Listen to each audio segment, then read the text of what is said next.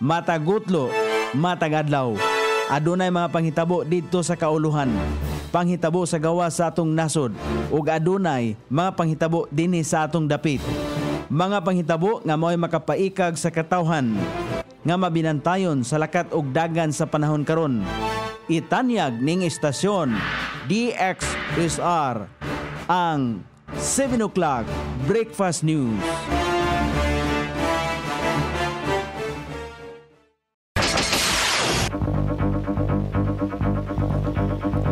Higala, kumusta? May buntag Iligan, may buntag Mindanao, may buntag Pilipinas. Adlaw nga Martes karon, pizza 17 ni buwan sa Setyembre ning tuiga 2024. Sangan sa ato station manager Pastor Robin Sulapas. Kini ang inyong KSR Kabisaya Nonay B. Ang matod sa hanay sa balita sa alas 7. O karon sa uluhang tudling sa ato mga balita, akusado sa paghupot o ginadiling droga nadakpan sa gipatuman nga search warrant. Pagbuka sa Panggil B Bridge gikahinaman sa mga negosyante. Discounted nga mga agri-products gibaligya sa Mugna. Police Regional 10 nakakuha og halos 95% nga satisfaction rating sa Northern Mindanao Peace and Order. Sa kauluhan, printer nga gamiton sa pag-imprinta sa baluta sa piniliay sunod nga tuig nahatod na sa NPO. Personal remittances mitaas og 3.2% niadtong bulan sa Hulyo ning tuiga 2024. Halos 670,000 ka hektarya nga mga humayan mahimong maapektuhan sa pakusukoso sa bagyong Hiner. Balita sa gawa sa nasod Australia, giplanuhan nga magpatuman og balaod aron nga dili makagamit ang kabatanunan sa social media sites. Balita sa kinabuhing Kristohano, napulo ka mga Kristohano sa Nigeria gipatay sa rebelding grupo. Kini ang ulang tudling sa itong mga balita nga dalit kanato ning istasyon. DXSR 106.7 sa inyong FM dial. Ang bugtong radyo sa dakbayan siligan nga nagsibya sa balaang kasulatan, pinasubay sa inspired and preserved, not simply dictated King James Version sa Anchor Broadcasting Corporation. O karon sa kumpleto nga detalye una sa balita dinhi sa Iligan, mukabat sa 20,400 pesos ang balor sa gituang ginadiling droga ang nakuha sa pagpatuman sa search warrant sulod sa usa ka panimalay sa Puro 4 Barangay Saray sakop ning Dakbayan Siligan. Gipahigayon sa kapulisan sa Iligan ang naasoyng operasyon sa niaging tungang gabi. Nasikop ang naghupot sa gikaingong illegal nga butang ang usa ka 39 anyos nga lalaki minyo og lumulupyo ra usab sa nasing lugar. Ato bangon sa dinakpan ang kasong paglapas sa balaod nga nagdili sa paghupot sa ginadiling droga. Gipangandoy o gikahinaman sa mga katawhan ilabi na sa asosasyon sa hotel o restaurant sa mga dapit sa Lanao del Norte nga nangandam na sa umaabot nga pagbuka sa Panggil B Bridge nga gikatakda sa katapusan ning bulan sa Setyembre. Sumala pa ni Governor Angging kon Imelda Angging Quebranza de Mapuro, aduna nay mga booth nga gipahimutang sa Agora Market sa Sagiran Tubod, dalawigan sa Lanao del Norte nga mao'y display area sa mga nagkalalaing pagkaon alang sa mga muagi sa Panggil B Bridge. Dugtong niini sumala pa ni Governor Angging de Mapuro nga ang 1st ug 2nd Congressional District magbutang usab og tourism booth alang sa pagpasundayag kung unsa ang Lanao del Norte isip gitawag nga the land of beauty and bounty. Gitanyag sa Department of Trade and Industry kauban ang City Agriculturist Office ang discounted nga agri-product sa Mugna. Adunay mapalit nga mga klase-klaseng prutas, bugas, utanon ug daghan pa nga mga produkto ubos sa presyo. Aduna usab mga produkto nga gama sa uway, abaka sama sa lamisa, bangko, bag, pitaka ug uban pa. Parte kini sa programang kadiwa ng Pangulo ni Presidente Ferdinand Bongbong Marcos ang maong kalihukan.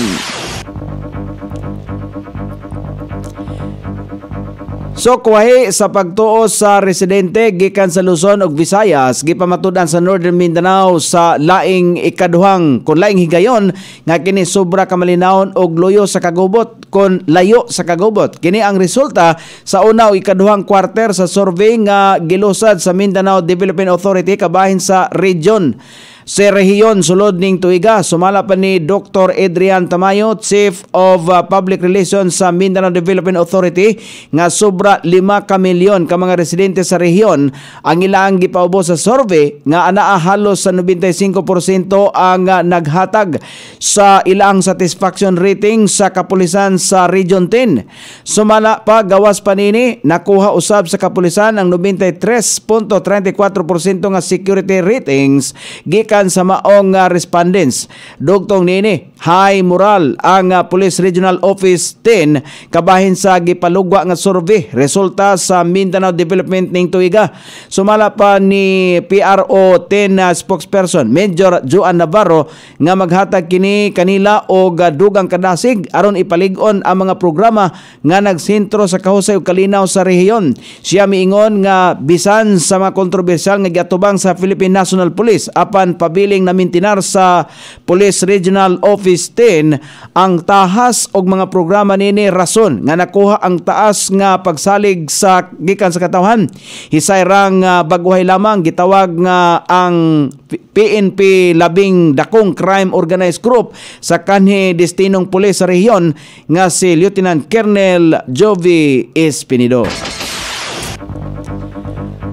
O karon sa balita sa kauluhan gikumpirmar sa pamunuan sa Commission on Elections nga nahatod na sa Mero System Company Limited ngadto sa buhatan sa National Printing Office ang usa ka printer nga mo'y gamiton sa pag-imprinta sa baluta sa piniliay sa sunod nga tuig.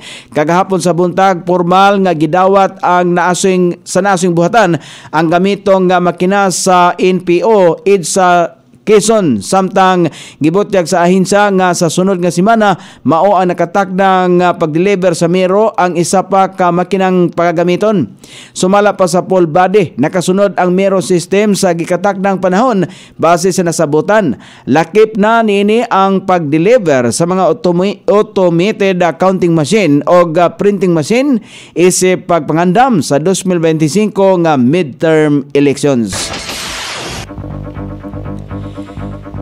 Mitaas og 3.2% ang personal remittances gikan sa overseas sa Filipinos nga adunay equivalent nga 3.43 bilyones dolyares niadtong Hulyo ning tuiga 2024 gikan sa 3.32 bilyones dolyares niadtong Hulyo tuig 2023. Ang pagtaas sa personal remittances niadtong Hulyo ning tuiga gumikan sa mas mitaas nga remittances gikan sa mga trabahanteng anaa sa mamala nga adunay mga kontrata sa trabaho nga usa ka tuig o sobra pa og mga anaa sa dagat og sayuta nga adunay mga kontrata sa trabaho nga mas ubos sa usa ka tuig. Kalabot nini ang kinatibuk ang remittances gikan sa Enero hangtod sa Hulyo ning tuiga 2024 ang milambo og 3% sa 21.53 bilyones dolyares gikan sa 20.91 bilyones dolyares nga natala niadtong Enero ngadto sa Hulyo sa tuig 2023. Sa mga personal remittances gikan sa mga overseas sa Filipinos ang cash remittances nga pinaagi sa bangko ang miabot sa 3.8 bilyones dolyares niadtong Hulyo ning tuiga, mas mitaas og 3.1% kaysa 2.99 bilyones dolyares nga natala niadtong Hulyo 2023. Ang pagtaas sa cash remittances niadtong Hulyo ning tuiga ang tungod sa paglambo sa mga nadawat gikan sa mga trabahanteng anaa sa mamala ug sa dagat. Sa year to date nga basihan ang cash remittances ang milambo og 2.9% sa 19.33 bilyones dolyares gikan sa 18.79 bilyones dolyares nga natala niadtong Enero paingon sa Hulyo sa 2023. Gitugutan sa Valenzuela Regional Trial Court Branch 282 ang hangyo ni Senadora Risa Hontiveros nga patambungon si dismiss Bamban Mayor Alice Go sa subling pagdungog sa Senado karong adlaw, Setyembre 17, mahitungod sa mga illegal nga operasyon sa Philippine Offshore Gaming Operators kon pugo o guban pa.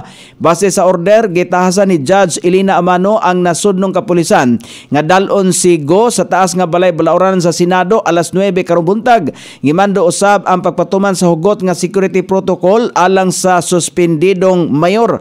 Napaingon sa sala ni Judge Amano ang duha ka graph nga kaso ni Go nga orihinal nga gipasaka sa Capas Tarlac Regional Trial Court na Branch 109. Gipabalhin ang kaso human makwestiyon ang jurisdiksyon sa Capas RTC tungod kay ana sa lalawigan ang gikanan ni Go. Na kadeten sa pagkakaroon si Go human nga wala magbayad og piyansa sa korte sa kasong pagsupak sa Anti-Graft and Corrupt Practices Act. Una nang gisulti ni Hontiveros nga daghang angay ipatinaw si Go sa pagdungog. Gipamugos ni Hontiveros nga pagabayaran ni Go ang gihimo niyang sayop sa katawhang Pilipino. Posibleng mapiktuhan ang kinatibuk ang 669,923 ka ektarya sa mga humayan sa pagkusukoso sa bagyong Hiner. Base sa datos sa Philippine Rice Information System, gikan sa halos 670,000 ka mga ektaryang humayan, kinatibuk ang 37,583 ka ektarya ang kasamtangang anaa pa sa pagtubo. Ana usab sa kinatibuk ang 302,341 ka ektarya ang anaa sa hapit na maani.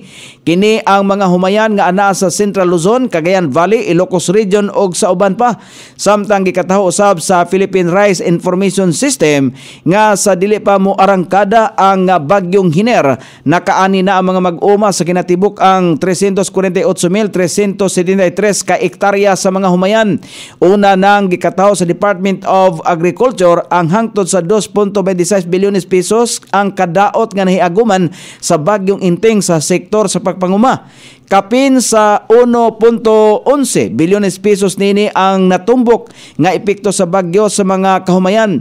Kini ang equivalent sa kinatibuk ang 34,935 ka ektarya o 48,646 metriko tonelada nga produksyon.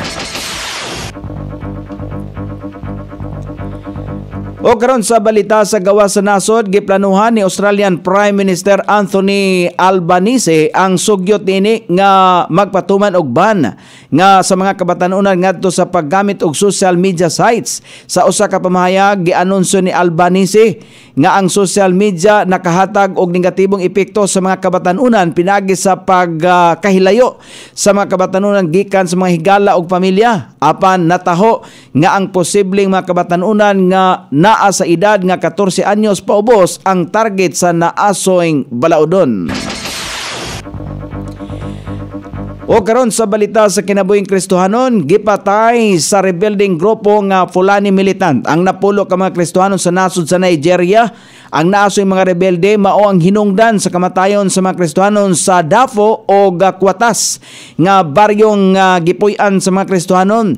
Tungod sa naasoy panghitabo, nagpatawag ang gobernador sa Plateau State o manhunt sa mga suspek o istrikto nga seguridad alang sa kalinaw sa tibok estado.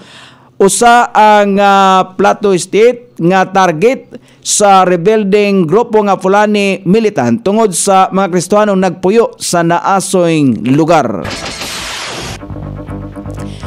O karon sa kahimtang sa pagbanabana sa dagan sa panahon, karong adlaw ang sentro sa Tropical Depression nga Hiner gibanabana nga na kini mahimutang sa vicinity sa Alicia Isabela nga nagdala kini og gikusgon nga hangin nga 55 kilometros matag oras nga dunay pagkuso-kuso nini nga 70 kilometros matag oras.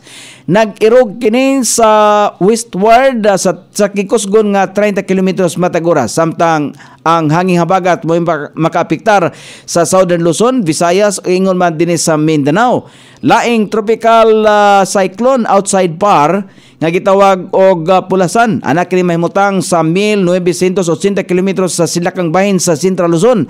Nagdala kini og gikusgon nga hangin nga 65 kilometros matag oras. Nga dunay pakuso-kuso nini nga 80 kilometros matag oras. Nag-irog kini sa kasagpang bahin sa gikusgon nga 15 kilometros matag oras. Ang Metro Manila, Ilocos Region, Cordillera Administrative Region, Cagayan Valley, Central Luzon, Rizal ug Quezon ang makasinati og madag-umon nga kalangitan karong adlaw inubanan sa katag-katag nga mga pagulan kini epekto sa tropical depression nga hiner. Samtang ang Palawan, Occidental Mindoro, Aklan, Antique, Negros Occidental ug ang ubang bahin sa Mimaropa, Western Visayas, Negros Island Region ug ubang bahin sa Luzon ug Visayas, Zamboanga Peninsula, BRMM, Socsargen, Caraga ug Northern Mindanao ang makatagamtam gihapon sa madag-umon nga kalangitan inubanan sa patak-patak nga mga pagulan kini epekto sa hangin habagat. Ang sukod sa temperatura dinis sa Dakbayan Siligan nakabugnaon na sa 25 ug ang kainiton mosangko sa 31 degrees sentigrado. Ang adlaw misilang kagani sa alas 5:45 ug mosahop unya sa alas 5:56 sa sayong takna sa kagabhion.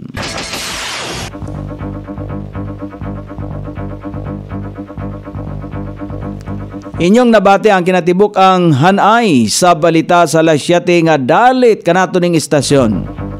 DXSR 106.7 sa inyong FM dial. Ang bugtong radyo sa Dakbayan Siligan nga nagsibiya sa balaang kasulatan, pinasubay sa inspired and preserved. Not simply dictated, King James Version sa Anchor Broadcasting Corporation. Sangan sa tigsuwat sa atong balitang international ug sa kinabuhing Kristohanon, pitjan sa balitang lokal Coney Island. Sa ato station manager Pastor Ruben Solapas. Kini ang inyong KSR Kabisaya Nonay B. Magpasalamat ug moingon maayong buntag Iligan.